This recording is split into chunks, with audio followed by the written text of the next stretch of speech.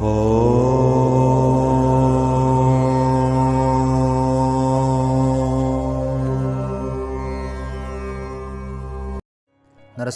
ಅಖಿಲಾಜ್ಞಾನಮತಧ್ವಾಂತ ದಿವಾಕರಃ ಜಯತ್ಯಮಿತಸುಜ್ಞಾನ ಸುಖಶಕ್ತಿ ಪಯೋನಿಧಿ.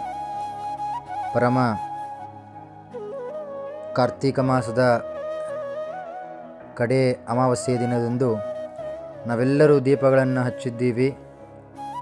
ಪ್ರತಿಯೊಬ್ಬ ಮನೆಯಲ್ಲೂ ಸಹಿತ ದೀಪಗಳನ್ನು ಬೆಳಗಿದ್ದೇವೆ. ಯಾಕೆ ನಾವು ದೀಪ ಹಚ್ಚಬೇಕು ಅಂತಂದರೆ, ನಮ್ಮ ಒಳಗಡೆ ಇರುವಂತಹ ದೈತ್ಯ ಏನಿದ್ದಾನಲ್ಲ ಅವನನ್ನು ಹೊರಗಡೆ ಹಾಕಬೇಕು ಅಂತ. ಮತ್ತು ಜ್ಞಾನವೆಂಬ ಮೋಕ್ಷವನ್ನು ನಮ್ಮ ಒಳಗಡೆ ಭಗವಂತ ತಂದುಕೊಡುತ್ತಾನೆ ಅಂತ. ಜ್ಞಾನ ಬೇಕು ನಮಗೆ. ನಾವು ಚೆನ್ನಾಗಿ ಇವಾಗ ನೋಡಿ, ಕತ್ತಲೆ ಇರುತ್ತೆ, ಒಂದು ರೂಮಿನಲ್ಲಿ ಎಲ್ಲ ಲೈಟ್ ಆಫ್ ಮಾಡಿದ್ರೆ ಕತ್ತಲೆ ಆಗಿಬಿಡುತ್ತೆ. ಒಂದು ಸಣ್ಣದಾದಂತಹ ಸಿಡಿಕಣ್ಣಿನ ಒಂದು ಲೈಟ್ ಬಂದರೂ ಸಹಿತ ಒಳ್ಳೆ ಬೆಳಕು ಬರುತ್ತೆ ಅಲ್ವಾ? ಅದೇ ರೀತಿಯಾಗಿ ನಾವು ಜ್ಞಾನವೆಂಬ ಚಿಕ್ಕದಾದಂತಹ ಬೆಳಕನ್ನು ನಾವು ಒಳಗಡೆ ತಂದರೆ ಸಾಕಂತೆ ಭಗವಂತ ವಿಶೇಷ ಪರಮಾನುಗ್ರಹವನ್ನು ಮಾಡ್ತಾನೆ. ಯಾರು ಧರ್ಮವನ್ನು ಮಾಡೋದಿಲ್ಲ, ಯಾರು ಧರ್ಮವನ್ನು ನಂಬೋದಿಲ್ಲ, ಯಾರು ಧರ್ಮವನ್ನು ರಕ್ಷಿಸೋದಿಲ್ಲ, ಅವರು ದೀಪವನ್ನು ಹಚ್ಚೋದಿಲ್ಲ.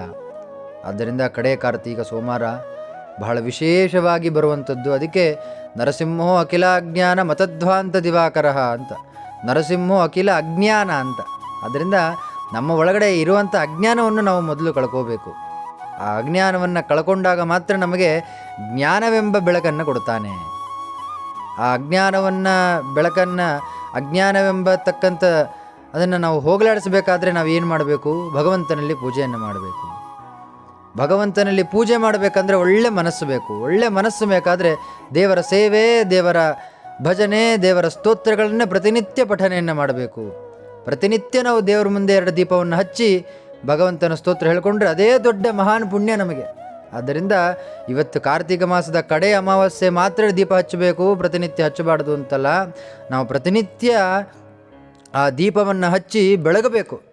ಆವಾಗ ಮಾತ್ರ ಭಗವಂತ ನಮ್ಮಲ್ಲಿ ಕೂತು ಒಳ್ಳೆ ಹೃತ್ಕಮಲವ ನಿವಾಸಿಯಾದಂತಹ ಕಮಲದಲ್ಲಿ ಯಾರು ಭಗವಂತ ಕೂತಿರ್ತಾನೆ ಹೃದಯದಲ್ಲಿ, ಅಂತಹ ಭಗವಂತ ಕೂಡಕ್ಕೂ ಸಹಿತ ಮನಸ್ಸು ಬರುತ್ತೆ. ಇವಾಗ ನೋಡಿ, ಎಲ್ಲೇ ಒಂದು ಕೊಳೆ ಇದ್ದರೆ ನಮಗೂ ಸಹಿತ ಕೂಡಿಸ್ಲಿಕ್ಕೆ ಮನಸ್ಸು ಬರೋದಿಲ್ಲ ಅಲ್ವಾ?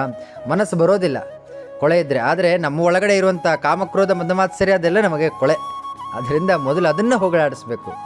ಆ ಹೋಗಲಾಡಿಸಿದಾಗ ಮಾತ್ರ ಭಗವಂತ ಕೂಡ್ಲಿಕ್ಕೂ ಅಲ್ಲಿ ಸನ್ನಿಧನಾಗಿ ಅವನಿಗೆ ಮನಸ್ಸು ಬರುತ್ತಂತೆ. ಓ ಒಳ್ಳೇದಪ್ಪ, ಕೂಡಬೇಕು ಅಂತಂತ. ಆದ್ದರಿಂದ ವಿಶೇಷ ರೀತಿಯಿಂದ ನಾವು ಆ ಬೆಳಕನ್ನು ಬೆಳಗಬೇಕು. ಚೆನ್ನಾಗಿ ಎಲ್ಲರೂ ಮನೆಯಲ್ಲೂ ಸಹಿತ ಇವತ್ತಿನ ದಿವಸ ದೀಪವನ್ನು ಹಚ್ಚಿ ಪ್ರತಿಯೊಬ್ಬರೂ ಸಹಿತ ದೀಪದಲ್ಲಿ ಆ ಭಗವಂತನಲ್ಲಿ ಪ್ರಾರ್ಥನೆ ಮಾಡಿ, ದೀಪಂ ಜ್ಯೋತಿ ಪರಬ್ರಹ್ಮ ದೀಪೇನ ಪರಾಯಣೆ ದೀಪೇನ ಹರತೆ ಪಾಪಂ ಸಂಧ್ಯಾ ದೀಪಂ ನಮೋಸ್ತುತೆ.